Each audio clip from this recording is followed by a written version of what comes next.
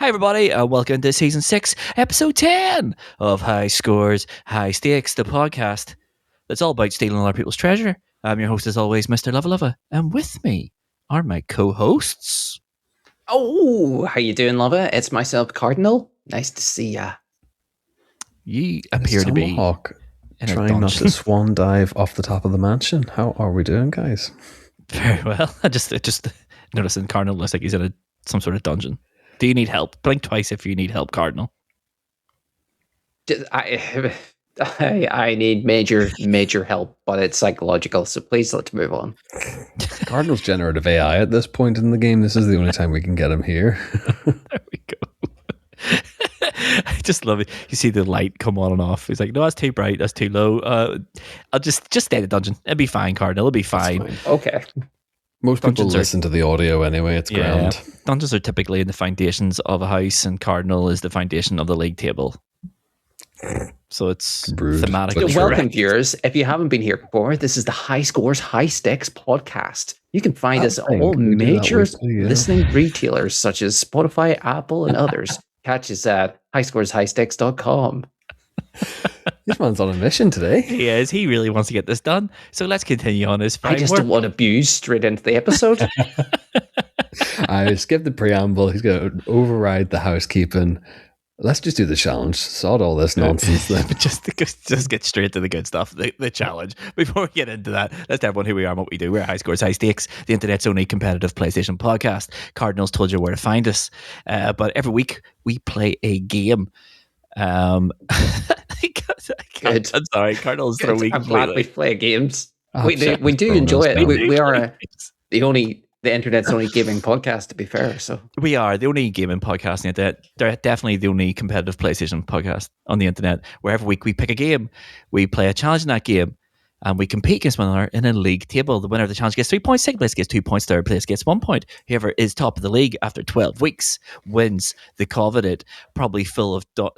It was dice D&D last week. Who knows what it is this time? The High Scores, High Stakes, a cup.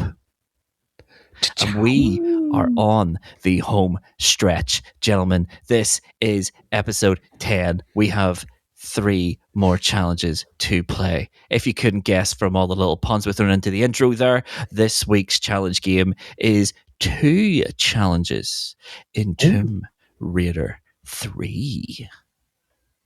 Can't wait for it. First one is going to be the assault course in Lara's house. Fastest time wins. And then for a bonus point, fastest around the quad track. Also in Lara's house. She lives in quite a large house, gentlemen, I think it's fair to say. she says, "Welcome to She my likes to humble show off abode." about it as Come well. on, yeah. Lara. And it's like every time we got a new game, it's like, this was changed slightly since we were last here. Look what I've done. That maze, that was a maze, is now a racetrack that goes under the house. It's insane. Even that first room has a fireplace, and it's about a quarter mile long. It's Yeah. not humble. I mean, the 1%. She doesn't need to be a treasure hunter. She has a trust fund. Yeah, she does. Yeah, she's living off daddy's money. Let's be honest here. But before we play that, I am always curious, always asking questions. Cardinal Smith, tell me, what are you playing? Oh, I have been playing a up and coming hit of a game. I like it. It's sort of got retro graphics. It's got RPG elements. It's called Final Fantasy VII, and Okay. I am speedrunning it. I'm level 60 already, Class. which is ridiculous, and I'm still on level this one.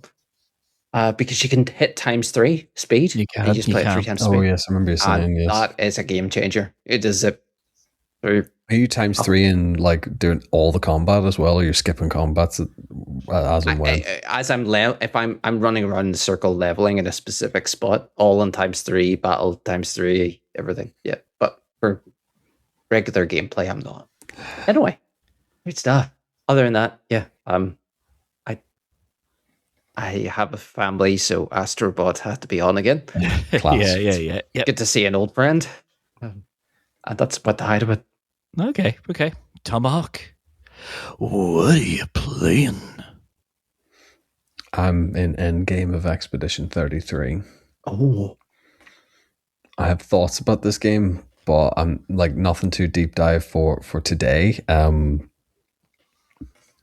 Yeah, there's a lot to unpack about what has happened in this game, but not the direction I thought it was going in. And I'm so glad I've avoided spoilers, like to the point where I'm playing this and everything that happens, I'm like, do I even know what is going on in this anymore? Yeah. And I think that's a credit to Sandfall, that the plot isn't just super linear, but in terms of the turn-based combat, keep the turn-based combat thing going on. I love everything about the fighting mechanic in Expedition, and who doesn't love Ben Starr? Yeah, good point. Good point. Anything else other than Expedition? Hades, a lot of Hades at the minute. I think it's great. The music's absolutely banging. I switched from playing it on the Portal to playing it on the console, and I cleared like 3 areas that I was properly stuck in. So I don't know why this like hump exists when I play these games on the Portal. But when I go to console, it's like second nature. I can't understand what's going on there. smaller knobs. It's the tiny thumbsticks. Yeah, I think that's what it is too. They're so small on the Portal. They're tiny. They're hard to use. It's hard to use with precision. And I think the nature of streaming kind of emphasizes that a little bit sometimes. Yeah. Yeah, I think it's a combination of the tiny thumbsticks and the latency. I will say I find I play the PlayStation more because I have the Portal. Oh, yeah. So do I. But if there's a challenge that needs done well, I have to do it on the PlayStation. Have to be on the PlayStation, Yeah. I find myself these days, if I want to play handheld, I used to always reach for my Steam Deck, always. Now I find myself reaching for the Portal every time. Right, okay. Just because it's handy. It is handy, and you can play pretty much everything in your library. Really, it's just like I just want to complete whatever game it is, and then just stick it on. So yeah, no, it is good, especially when like Tomb Raider. I know me and you, Luvva, definitely owned this prior to going on PlayStation Plus. The Tomb Raider games, being able to just go, I'll just do a wee bit of a challenge attempt on the Portal, and then realizing, no, the gameplay doesn't record long enough, and I need more time. Yeah, no, not once did I even for a second consider playing Tomb Raider on the Portal. Are you crazy? What? I don't know. I'm all about lunatic runs in this season now, but yeah, it played reasonably well on the Portal. I'm sure it does, but no, it's not a game that I played. Played 10 times easier and 10 times handier on the console, though. That's the other side of that coin. I mean, 100%, yeah. But yeah, no, I did own day one Tomb Raider on Steam for the Steam Deck, so it did. But yeah, apart from Tomb Raider 3, which I have been playing Expedition 33 because I have been haunted by my failure in that game to not finish it, because I got stuck on the first Axon. I'm not saying any more than that, Cardinal, because I just couldn't understand why I wasn't doing damage to it. And I knew in my heart of hearts it was something to do with the area around it, but could I figure it out? No, until I went back to it after a break. And after about 2 hours, I was like, I knew I was missing something stupidly obvious. It is a laugh, because we took that chat from like the main, like the podcast group chat, into just me and you, Luvva, because it was like Cardinal is the furthest behind. And then I just kind of went, well, tell me where you're stuck in. And then I was like, oh no, I'm much further. I got hard stuck on it, and I was like, "Don't know what?" I re-rolled every character. The recoats are a big and I thumbs did up mechanic. Everything, and every time I went to the first Axon, I did 0 damage to it. It was just any damage I did do was instantly healed, and I was like, "Why is this a mechanic? This is horrible." And I was like, "Don't know what? See you later." I knew I was missing something. I knew I was missing something obvious. And I think if the game had told me or communicated what you had to do just that little bit better than what it does, it would have made a lot more sense. But no, what a game. I do find even there's some enemies I've met and they're like, oh, I do nothing against this person. They just soak up all damage, or the chromatics. Oh, the I chromatics don't know. ridiculous, yeah. Oh, the chromatics get insane. I was fighting a chromatic there in the second Axon place without spoiling this. And it give you first turn. So your whole team could go. But then it was its turn. And it could attack you so it had 3 turns. Ugh. And if it hits you even once in any of those 3 turns, the turn stays on the chromatic side. So you have to perfectly dodge or perfectly parry any of its numerous attacks. Otherwise, it just devolves into it's turn, it's the chromatic's turn, it's the chromatic's turn, it's the chromatic's turn, it's the chromatic's turn. And you cannot stop its turn until you parry it perfectly and then sort of do your riposte. The expedition counters and stuff. And, absolutely insane. I am not the combat's so deep, goodness. and it's much deeper than I sort of would give it credit for. Like when I'm originally playing it, and then the more you think about it, the more you're like, okay, then you learn how all the attack patterns work. And I realized that scale gets pretty much like brick walled on most enemies because most enemies now absorb dark damage. Yeah, the further you get, so like she becomes an irrelevant character. Yeah, Like, she's in a a glass fighting cannon sense. anyway. In my opinion, she does huge damage. Can't take any. I seldom use scale. Seldom.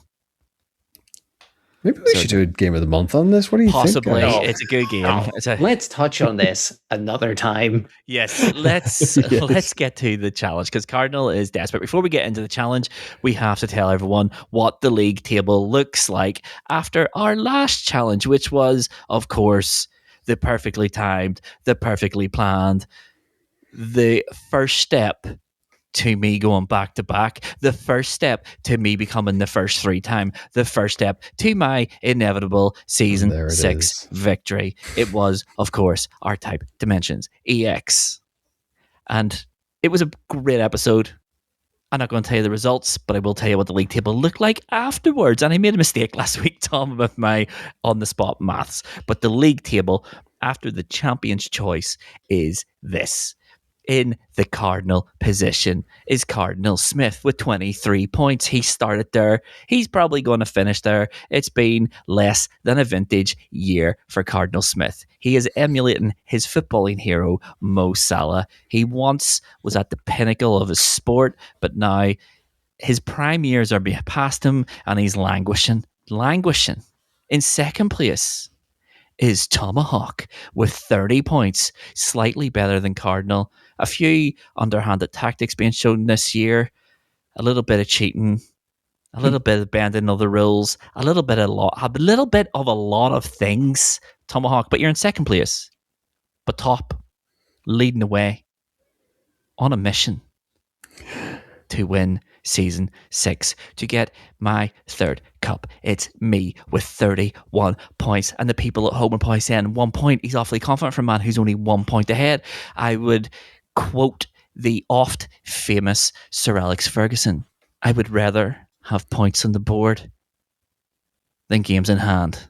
And right now, your games in hand, gentlemen, are getting smaller and smaller. Oh, definitely. It That's is not how funny this league when works. the host can drive the narrative here. So But yes, that's how the league looks. Now, let's not waste any more of Cardinal's time, which is clearly precious tonight. It must be near feeding time in the dungeon. And let's get to Tomb Raider 3. Okay, gentlemen. Tomb Raider 3. Let's Starring talk. Lara Croft. Starring Lara Croft. I love the way the original trilogy did this, by the way, because I think the first one was called Tomb Raider Introducing Lara Croft. I'm fairly certain that was called. Fairly certain that's what it was called. So I love the way they, from the get-go, was like, we got to market Lara Croft really heavily. And let's talk a little bit, because we used to do this all the time and talk about our histories with the games that we're going to play. And we kind of fallen out of that. Let's talk Tomb Raider 3. Tomb Raider 3, for me, is one of those games. Cardinal, you might remember because you're older than me, as anyone watching the video format will probably be able to see anyway. from my youthful demeanor and gloriously glossy locks. Sure, you're looking at the right screen. Let's get on to Lara and not Luvva. But yes, you might remember the hype of the original Tomb Raider trilogy, yeah? Like you remember... I recall it. It was one of the first hype trains I bought into. Yeah, me too. I remember, I think I've told this on this podcast before. I remember when Tomb Raider 1 came out, it was the only, I wanted Tomb Raider for Christmas. Didn't get it for Christmas, but got it for the following birthday. And then obviously played the life out of it. Tomb Raider 2 came out the year I got the original Tomb Raider. And I was like, I want Tomb Raider 2 for Christmas. And of course, didn't get it. But then following birthday got Tomb Raider 2, and then that Christmas got Tomb Raider 3, and Tomb Raider 3 was deadly. I don't think I got down the ramp of the opening level at all on Christmas Day. I think it took me until Boxing Day to get down the ramp, which is, for those who have never played Tomb Raider 3, the game opens with Lara Croft on top of a steep hill in India. That is the game's opening, and that is a brutal opening for any game. I will say I got it for Christmas too, and I hadn't owned any of the previous Tomb Raider games, and I hopped upon the hype train, as I said, for Tomb Raider 3, got it, so happy, opened up the game, played it. Wow, this is difficult. Yeah. This looks great. Holy cow, I can't play it. I suck at this. And it's just watching Lara die and then go back to her house and run around so I could actually play. Yeah. Tomb Raider 3 is the first game I remember playing where it just doesn't teach you the game, because Lara's house is a separate choice on the menu. Yeah, and it's not even an obvious one. It's like a photograph. It's a Polaroid of her and the butler. Yeah. Yeah, and it's the most bizarre thing because it just drops you into it, and it expects you to have played Tomb Raider and Tomb Raider 2 to know what you're meant to do, and it doesn't get easier than that at all. Like, this is a game that will punish the life out of the player. It takes great pleasure in punishing you repeatedly. It's brutal. I'm going to do physically reading a guide. Confessionals. Sorry to interrupt there, Cardinal. I've actually never played Tomb Raider 3. I have only ever ran around the mansion at a friend's house when they had Tomb Raider 3 on their PC. So none of that you're talking about in India makes any sense to me or has any resonance with me. I just remember running around the house. India's a country. India's a country and a continent. Yeah, and Lara Croft is like the protagonist of the game. Yeah, and that part, level. That clicks. I just remember my only experience of Tomb Raider 3 is running around the house and the butler being in like tactical gear with like the little World War One helmet. Every time you got the guns, he just always had his body armor on and ready to go, and that's all we ever did. So I never left the comfort of the mansion. It's probably for the best. Tomb Raider 3 though, it is brutally hard and it punishes the player, and it punishes the player really unfairly in some levels. Like, this is definitely the hardest Tomb Raider game, like by far, because I remember playing through it with the Prima guide. Remember Prima guides? There was some guide. I had to get a guide. Yeah, because even that opening level, when you get down to the bottom of the big ramp, there's like monkeys. You find like medipacks and monkeys come and steal it, and you're like, what is going on? Why is this game hate me? And then there's quicksand that if you land in it, you're dead, but it makes you watch as Lara Croft slowly gets submerged. Amazing. And there's a part in this game, so once you do the 4 India levels, it opens a globe, and you can pick between like London and Nevada and the Antarctica, I think, but the game doesn't tell you should go here or you should go here. So you could theoretically play through India, go to London, and then go to, I can't remember what the third area is. I want to say Antarctica, but I don't think that's right. And then leave Nevada to the end. On the second level, Nevada, they take all your weapons off you. Because why not? And you just made the game crazy difficult that's already crazy difficult even harder, and there's no way of knowing. No way of knowing. But no, Tomb Raider 3 is actually great. Let's just be honest here, right? Tomb Raider 3 is the hardest of the original trilogy. Its design's great. Like it changed from like the linear sort of pathways of Tomb Raider 2 for sure, and it goes back to Tomb Raider 1 sort of open level design, but makes it way bigger. Like the levels are enormous, Okay. and they are difficult, and it starts difficult and only gets more and more and more difficult. It is a game that requires you to learn it, and it is brutally hard, but it's a good game. And it done what? See, for a PlayStation 1 game, it's beautiful. Beautiful looking. It loves a nice, pretty water.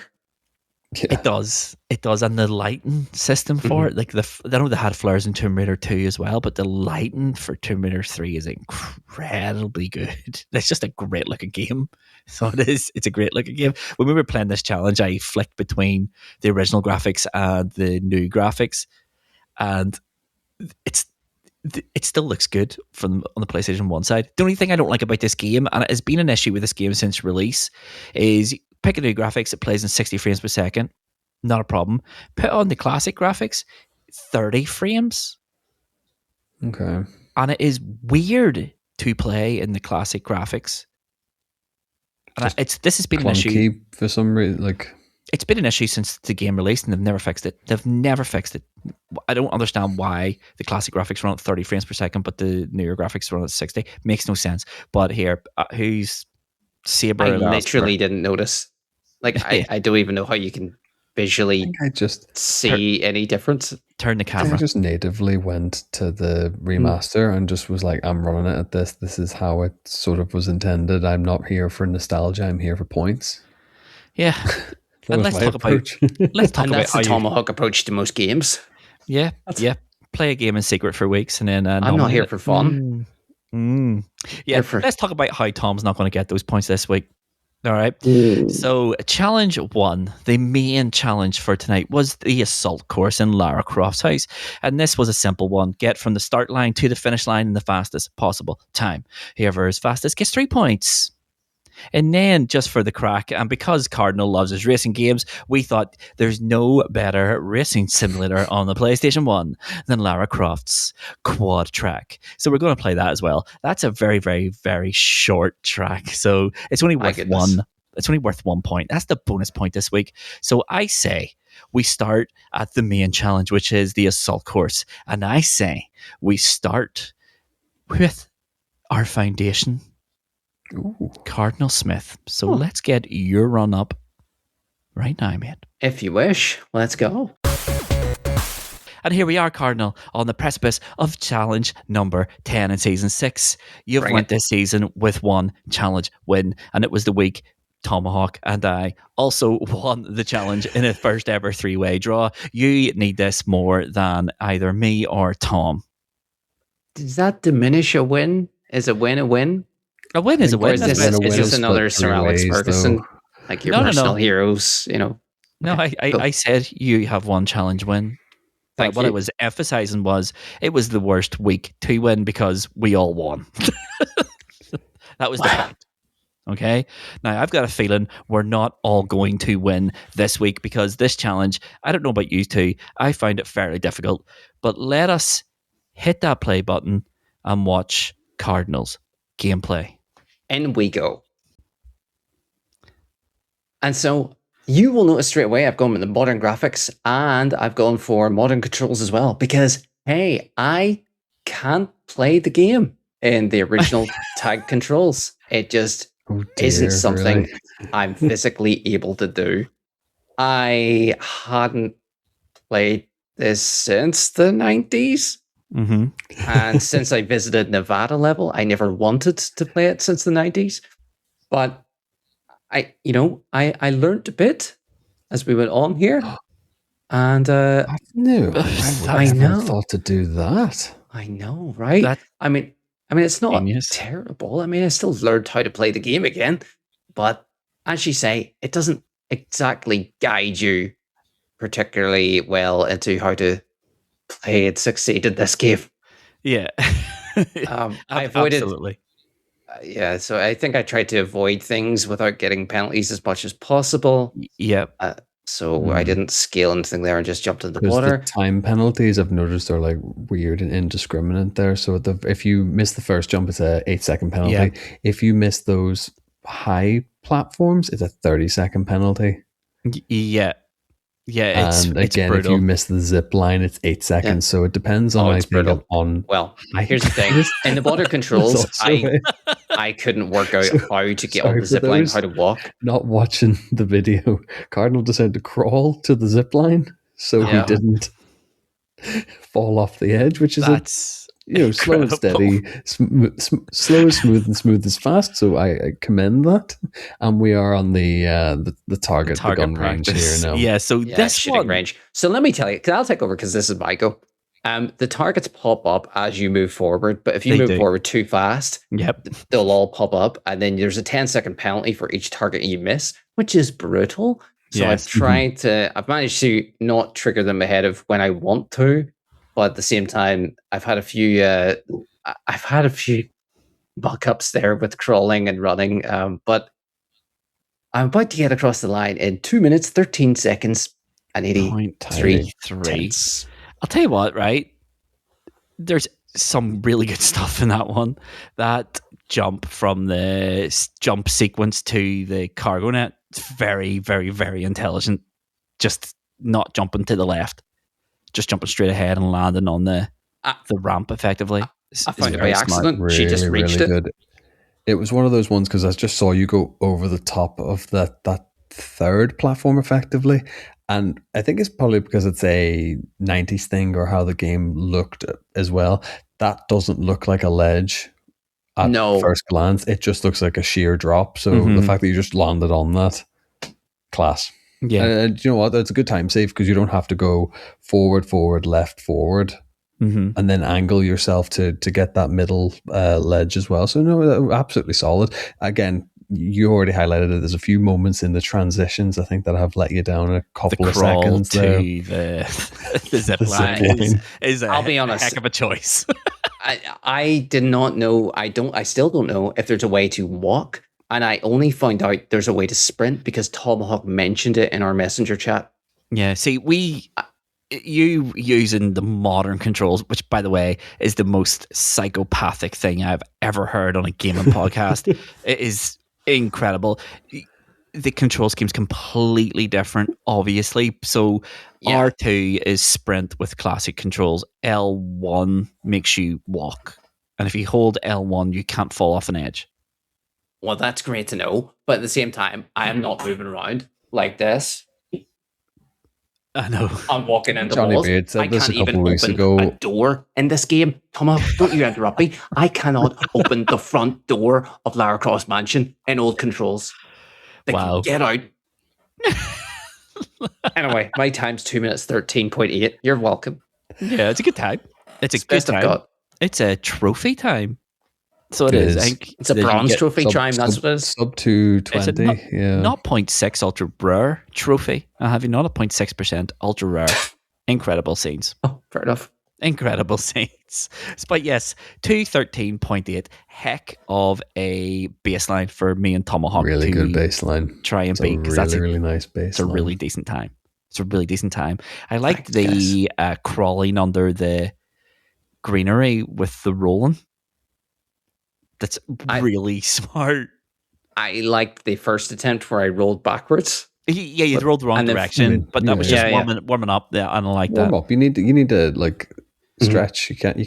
You pull a hamstring just going straight. Have you played Lara Croft Tomb Raider 3, starring Lara Croft with a torn Achilles? Because she does the warm ups. It can't be done. Got to build those calluses. She's rolling over gravel. But yes, 213.8 is Cardinal Smith's time. It is now time to see if that run is going to be a 3-point run or if Tomahawk can beat it. So let's not waste any more of your time or Cardinal's time. I'm watching the clock here, Cardinal, don't worry. Let's get to Tomahawk's run. So I've opted to go for the hot lap rather than a stand and start here. I've gone for a little curved run, and I am just throwing caution to the wind here. Now I'm basically waiting for Lara to be completely off the terrain before I'm throwing a jump attempt here. But I also missed the slide onto the cargo net as well, so I had to trudge through the water. the water there.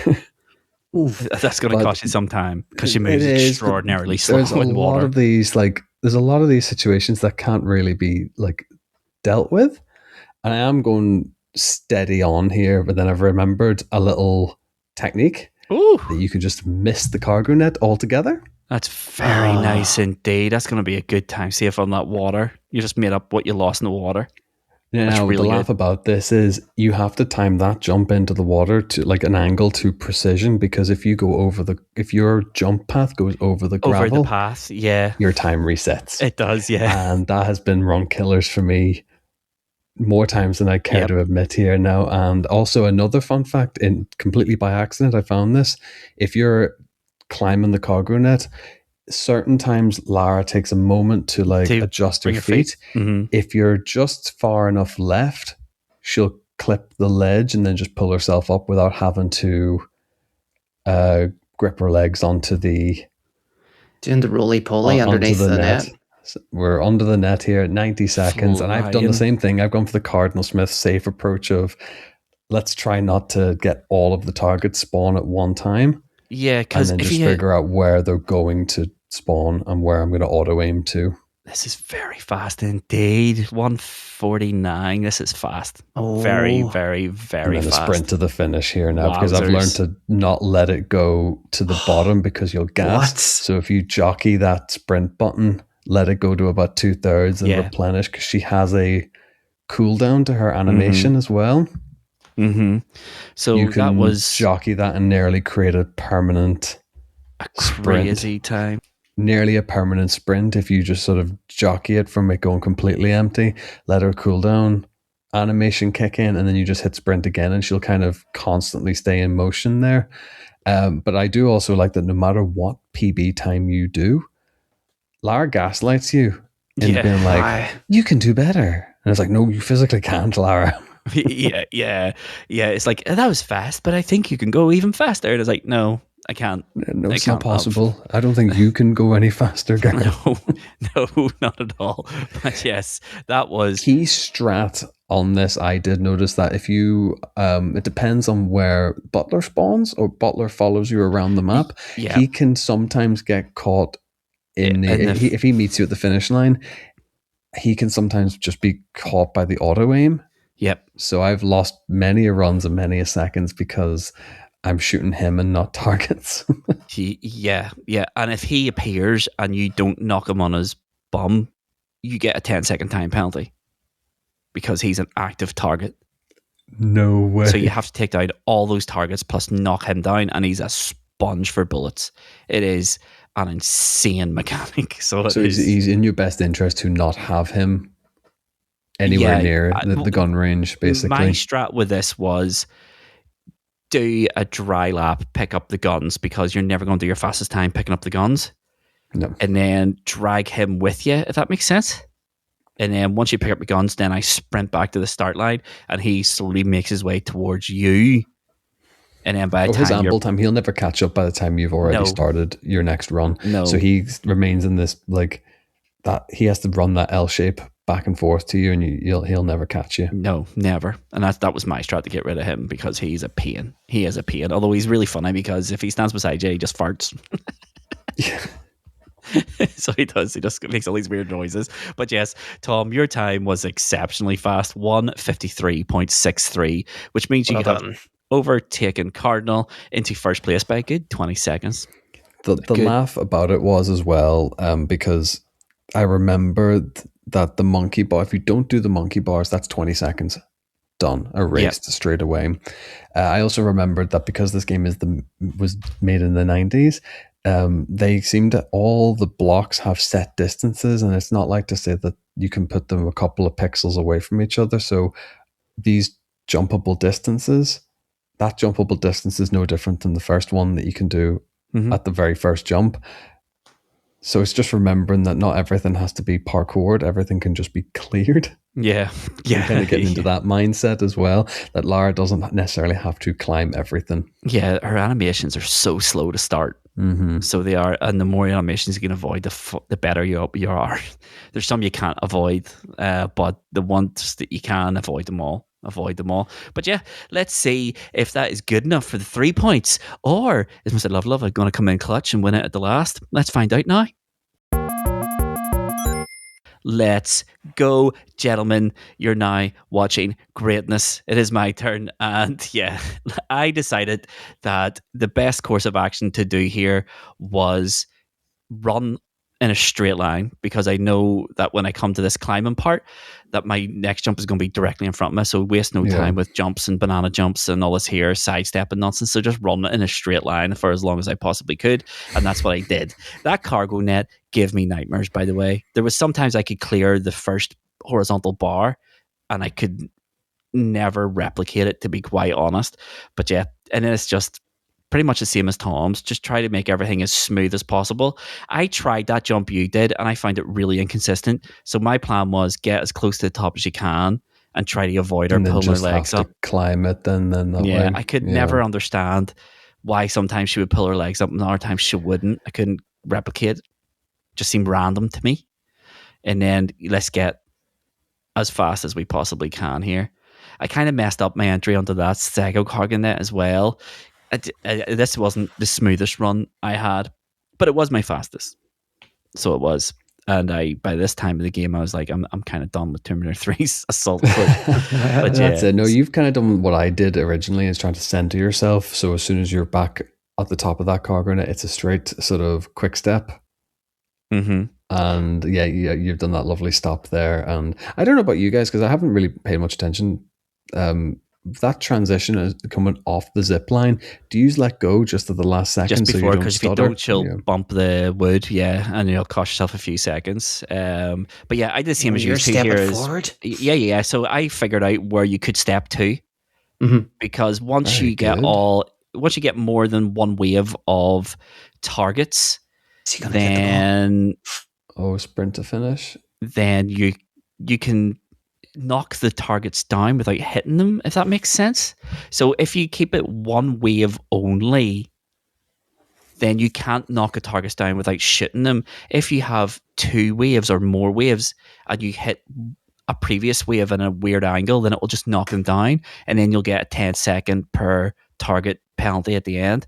Like the amount of times I finished a run on like 150 and then you knock the targets and it throws you up to like 246 is just insane. But yeah, no, that wasn't my smoothest run. I had plenty smoother than that, but that was my fastest one at that moment in time. It's over in a flash as well, and you can run like other strats and other like ways about it, but it is just, we talked about it slightly in my run there, it's minimizing animation and it's minimizing silly things that Lara does, even if it's like, don't let her feet perch on the net, don't let her grip longer than she ever needs to do. Like, it's always about like pixel abuse, really, at the end of the day. That's all it is. It's just abusing the limitations of Lara Croft and trying to avoid them as much as you can. It was a hard challenge. Like, it was punishing and it was unforgiving. There was times where it's always been in Tomb Raider, like especially these classic ones, where you're holding the jump button and it just decides, no, I'm not actually going to do that this time. And it's only like 1 every 15. And it's just like, it's like, why did you not jump? I was holding the jump on. Why did you not jump? Or sometimes she'll bump the edge and knock all the momentum out of you and all this here business. It's just, it was a hard challenge, a really hard challenge. But yeah, that means at the end of that, the main challenge then in third place with a time of 2:13.80 is Cardinal, getting 1 point. With a time of 2:02.46, I think it was. That's me getting 2 points. And winning the challenge with a 1:53.63 is Tomahawk. But there's still a bonus point to play for. And that is Lara Croft's quad track. So time's getting on. Let's get there right away, Cardinal. Okay, Cardinal. Now, this one was a bit of crack. You brought up the idea of using the quad, and we thought, well, you know what? We haven't done a bonus point in a while.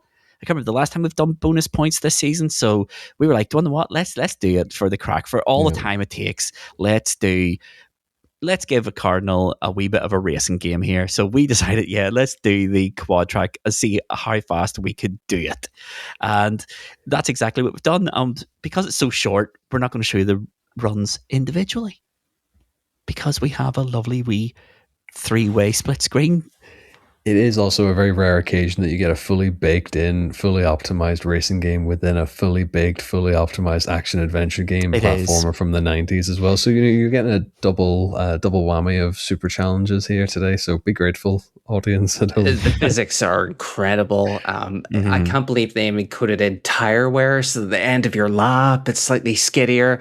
The grip, the mud, and different surfaces. Wow. Yeah, it's just this would have given Gran Turismo a real run for its money, but for some reason they opted to prioritize the action adventure. The only reason it didn't is because nobody was able to consistently play it, because every time you loaded the game, you needed to get the key. Go and unlock it. Yes, that and I didn't know that. Drove me bananas. I was like, are you joking? I have to go up to the attic and I have to do a puzzle to get to the key, to then go the whole way back through the house to go to the gate to open it. Are you joking me? Tomb Raider 3. Dude, not even speed run down to the basement to get through the door, but also swim in a giant basement swimming pool, which is not viewable from anywhere in the house other than in that room. So just why is it down there? Why do I need to go to the attic to do a puzzle to get the key to go see the aquarium? Because she's rich. Trust fund child. She's got more money than sense. She's rich. And yeah, I think what I really like the most about this mode is this was pre-analog triggers, but somehow Core knew what was coming around the corner. All the controls fully analog, and I definitely didn't spend the best part of 2 minutes trying to figure out how to get off the quad because it was so intuitively controlled. Oh, I just turned the game off when I realized I couldn't get off the... At this point, I'd a run done. Was like, right, 3 points, I'll take that. Let's go home. Let's go on the quad bike for a bit. How do I get off the quad bike? Nobody knows. Yeah, I found out by dying. I got off it. How do you die on the quad bike? I died 3 times on the quad bike. Yeah. How? I don't even know anymore. And I thought it's fine. I'll just pick this up tomorrow. And I log in. Where's my key? Back in the aquarium. Amazing. Yeah, Amazing. It isn't the greatest thing you'll ever play, but you know what? It's fun. One thing I will say though is I'm glad we removed the sound from our gameplay, because the engine sound is the worst thing I have ever heard. It's so intrusive. It haunts my dreams. So do you know, like last week when I was telling you I've got the R-Type song stuck in my head, now I just have stuck just playing over the top of that. That's all it sounds like. It is wild. Awful. But let's see. I'm just looking at the gameplay here. How have you spelt my name wrong, Cardinal? For video viewers. For video viewers. But yes, let's see how this goes with whoever that other player is. Never heard of him before. But yes, let's hit that play button, Cardinal. And we'll talk through this. 3, 2, 1, and go. And it's not very difficult. It's a couple of hairpin bends, a little figure 8 that goes under the house, underneath the assault course. Come on, Tomahawk, let's get technical here. We won't go for different lines around that hairpin. We all opt for a spin around in the air from the jump, but it leads us very similar times at similar places despite taking different techniques. Luvva slightly ahead in time as he gets over the jump here, slightly. And somehow Cardinal's taking a different route. But Tomahawk and Luvva go around the final hairpin as Cardinal comes out of the secret zone. We cross the time. Cardinal 35.03, Luvva 37.33, and Tomahawk 38-3. It's over in a flash, just like that. Can you believe it? I can't believe that. Actually, No, Wow. because we had a conversation in our group chat last night, didn't we, gentlemen? Or the other night. we did. This challenge has been steeped in Mystery. We have lots mystery of conversations, and, guys. but lots of different conversations. I think I've been talking to Cardinal. I think you've been talking to Luvva. Luvva's been talking to me. I feel as if we've had 3 separate conversations. I And don't nobody think I've knows talked the to you real. about this. I know. I mean, you definitely haven't then. So I've been talking to Cardinal. You've been talking to Yeah. Cardinal. Cardinal's been talking to you. I've been giving Cardinal hints and tips. I was trying to I was trying to navigate the right way through this storm. Right? Yes. There's been a lot of spirit of the game has been discussed prior for this challenge in particular. It has been. We've been talking spirit of the game the whole way through this. Now, in the spirit of the game, I was like, listen, full disclosure, because I have been, when this was brought up, should we do this? I have put in, I don't know how many times in the group chat, are you sure you want to do the quad track? Giving everyone the option of going, do you want what? No.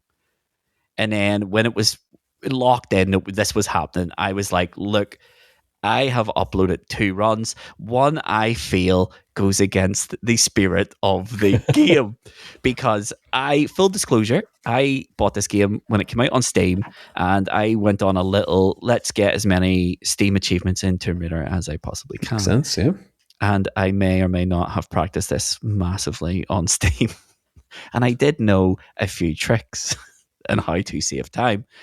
And I was like, what do you think, Cardinal? Cardinal was like, well, it's up to yourself. And I was like, do you know what? I put up 2 times, use the longer video, even though the start is missing. Now, however, after seeing Cardinal's run, I have to say, Cardinal, if you could do me a favor, there is another Luvva quad attempt. Another submission? Another Do you know, submission. my memory's a little hazy. I just remember thinking, hey, perhaps Luvva is just, maybe his conscience is playing on him. I'll take the submission he wants me to use. Yes. To put together this video. So hindsight is 2020. So I said to Cardinal's like, can I watch your submission? I was like, only watch the shorter one and tell me what you think. Mm-hmm. And he was like, oh my. That's quite the time. Oh my. And I was like, I think it might be better if I just use my longer one. And Cardinal never responded to that message. But I think it's worthwhile that we watch my other submission that Cardinal viewed and decided to decline to comment on whether or not I should submit it. So Cardinal, if you would hit play on my actual fastest submission, please, sir. Okay, here's your unofficial bonus video.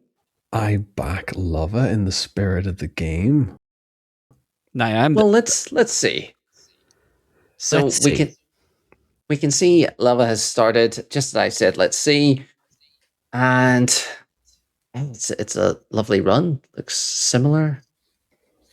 It does look very similar. So I had practiced this last year on Steam Deck, and very smooth. Very quickly, I realized that when you come around that last hairpin turn, you can see the opening at the top. So there is a shortcut here, Tomahawk. You might have missed it in the vertical screen, but there's the shortcut. And there is indeed a time of 33:40, which is a second and a half faster than Cardinal's time. So the only one who's unbiased here is Tomahawk. Now, both of my submissions were made before the deadline. This one was actually made a day before my other one. I then got into a conversation with Cardinal. I was like, are we sure we want to do this? Because I might know something about this that may be unfair and give me an unfair advantage. I already knew.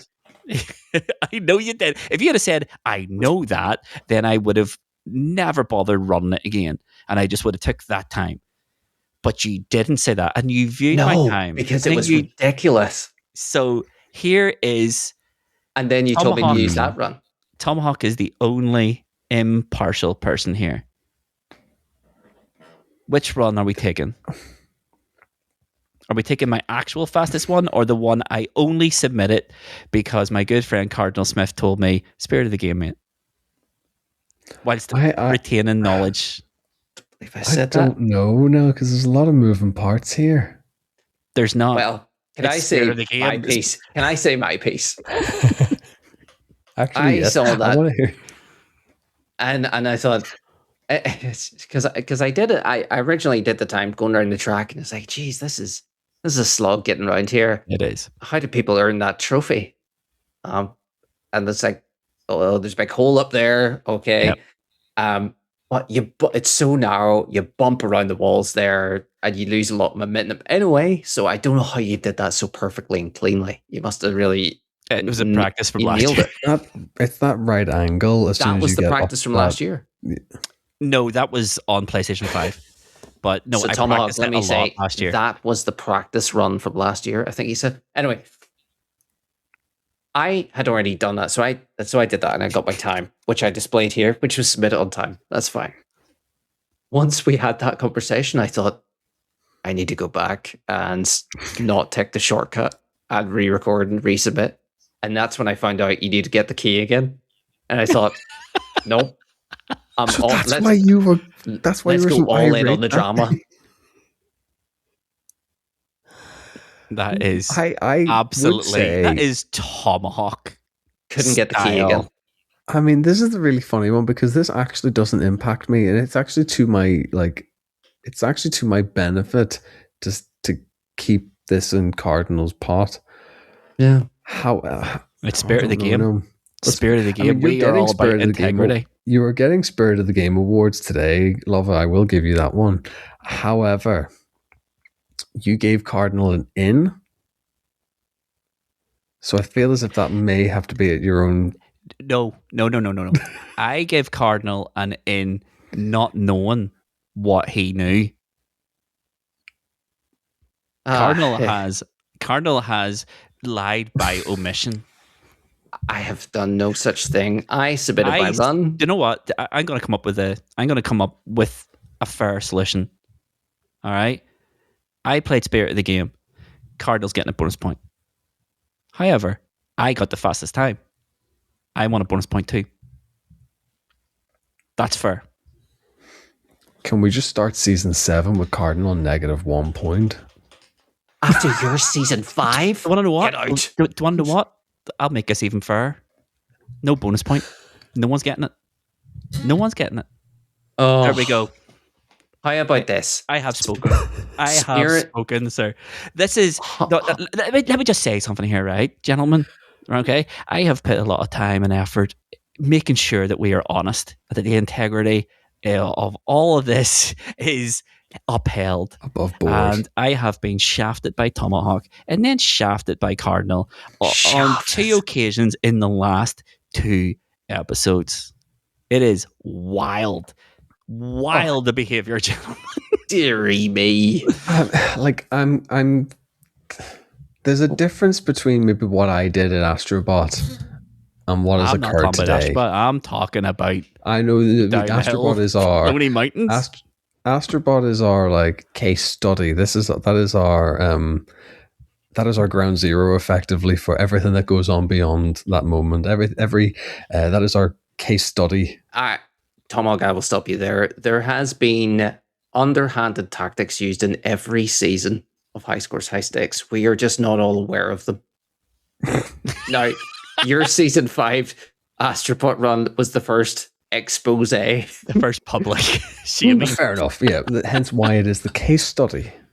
There has been underhanded tactics, and I will admit there is underhanded tactics left, right, and centre. Whether or not they get disclosed and brought to the light, this is the first time it's ever been brought to the light on record. It is. I think we set a precedent with Astrobot, which is you cheated. That goes against the spirit of the game. I'm taking points off. There's only 1 point. It's only 1 point. In the grand scheme of things, it doesn't make any difference to the league at all. So I say, I don't know if it's fair if Cardinal gets it because he had knowledge, because he saw.